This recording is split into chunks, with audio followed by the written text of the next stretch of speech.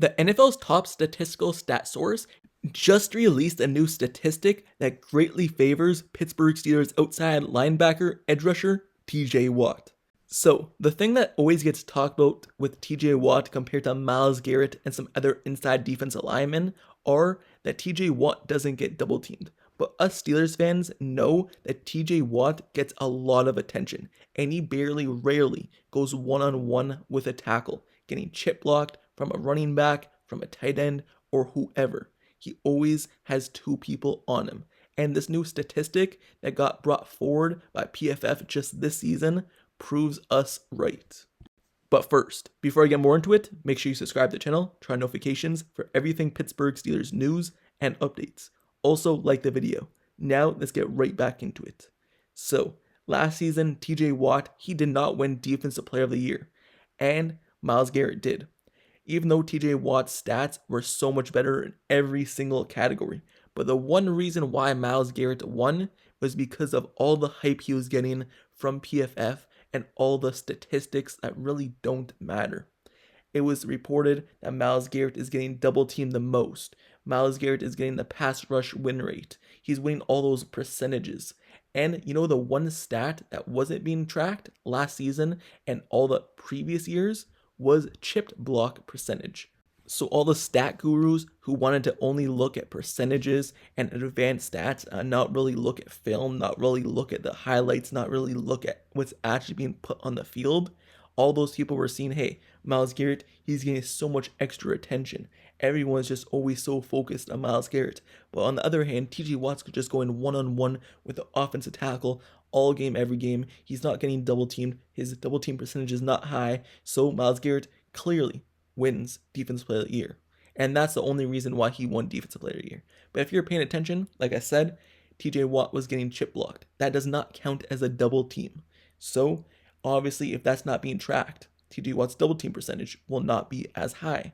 But there's always another guy on TJ Watt, whether that's a tight end lined over him and just chips him before he gets into his route, a running back who stays in the backfield and chips him before getting into his route, or a wide receiver who's running a slant route, chips him before he gets into his route. TJ Watt's always getting that extra attention. And this season, PFF started tracking it. And as expected, TJ Watt leads the league in most chipped block percentage. That means he's getting chipped the most out of every single outside linebacker, edge rusher, player in the NFL. And if this was tracked last season, maybe the people who voted for Myles Garrett because of double team percentage would have voted for TJ Watt because it's basically the same thing.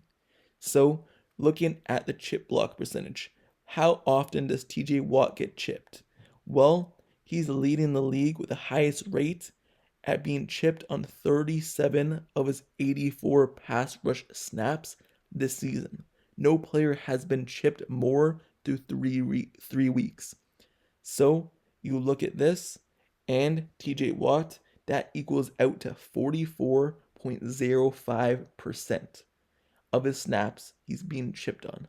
And the next highest player is Broncos outside linebacker Jonathan Cooper, who is being chipped at a 22.86%, meaning that TJ Watt is being chipped compared to the next highest player by double it, 22 to 44, double it.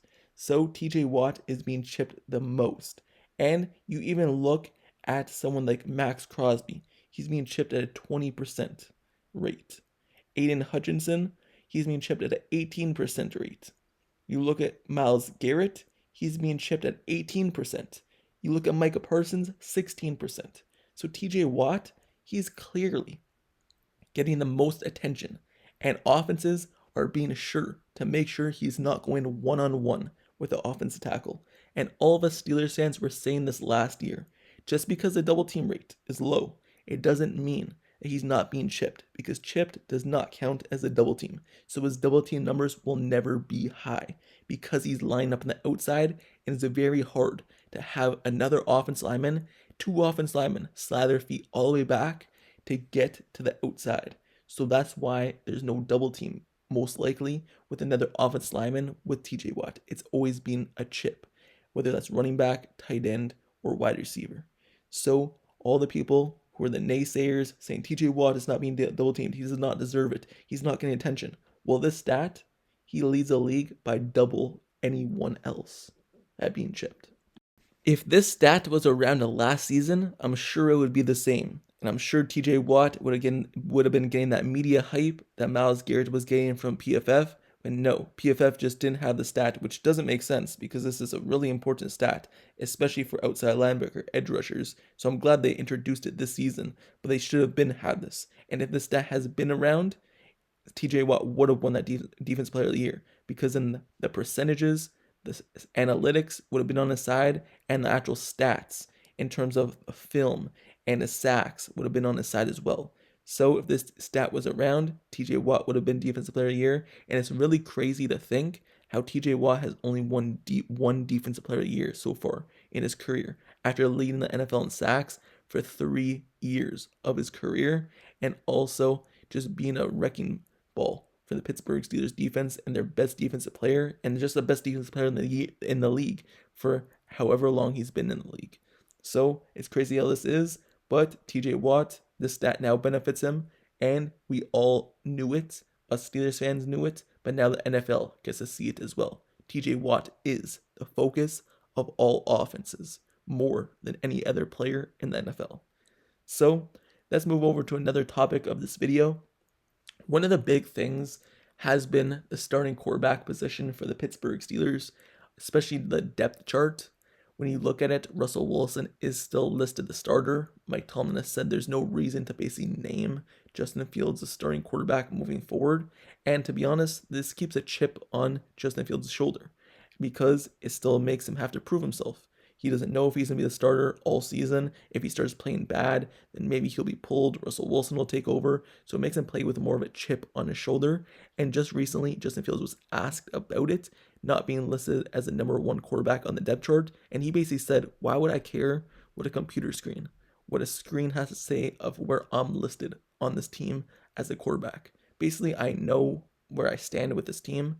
I don't need a computer screen to list me as number 1 instead of number 2. That's not how it works. I'm starting basically, and I'm going to continue playing. This team loves me. The coaches love me. The players love me. And I know where I stand in this locker room. I know where I stand as a leader. I know where I stand as a quarterback of this team. And that doesn't bother me. And that was a really great answer basically, because it basically shows how he's developed in terms of that leadership. It doesn't matter if he's listed as a 1 or 2. He's still going to go there every single day and do his best to help this team win football games. And he knows that him being a leader makes him a great priority on this team as a football player. So it doesn't matter what a screen says. Some players would let that affect them, but no, he's going out there playing with a chip on his shoulder every single game, trying to prove himself to this team and to be able to be a great player. Through 3 games, he's really greatly improved from last season. You see he's more focused, he's more dialed in, and he knows what he's doing on the football field, and he's more patient. He trusts himself more than he trusted himself with the Bears. So this is all because of the coaching for the Pittsburgh Steelers, and he has said it himself that the coaching with the Steelers was better than when he was with the Bears. So this has to do with coaching, but him just putting in the hard work in the offseason to get himself ready for the season, and has really panned out thus far. He's gotten better from each week, from week 1 to week 2 to especially week 3, where he was actually able to put up those big numbers, put up those touchdowns, and just be the great contributing factor for this team. So Justin Fields moving forward, it looks like he will be the starter, even though he's not listed as the quarterback number 1 on the depth chart. He is the guy, and us Steelers fans know that we have the best shot of winning when he's at quarterback.